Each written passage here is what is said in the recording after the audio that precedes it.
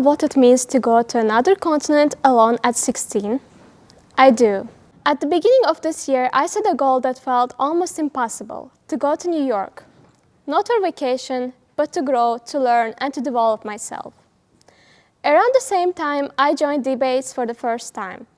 That day, I felt this exhilarating excitement, but during the debate, my voice was shaking, I forgot half of my speech, and when it ended, I cried and told myself public speaking is not for me. For many days, I kept replaying that moment in my head and asked myself, why am I so afraid of failing? I realized we often run away from things we are bad at instead of giving ourselves time to improve. That is when I gave it another try. Slowly, I began to understand that progress isn't about sudden success. It's about consistent effort. Step by step, my fear began to fade and my confidence began to grow. Now, just take a look at where I am, standing right here speaking in front of you today.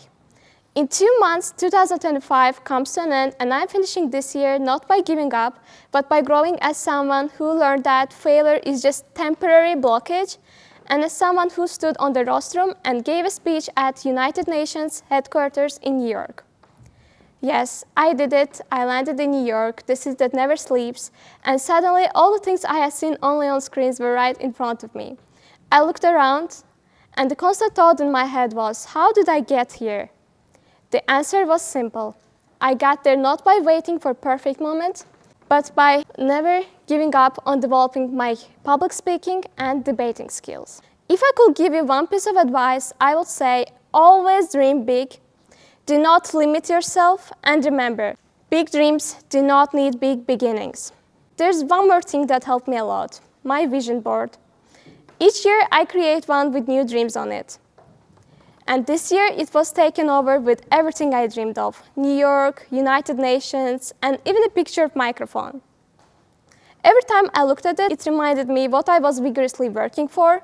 It kept me motivated when I felt exhausted. And it reminded me that everything I had envisioned up on that board could one day become real, as it did.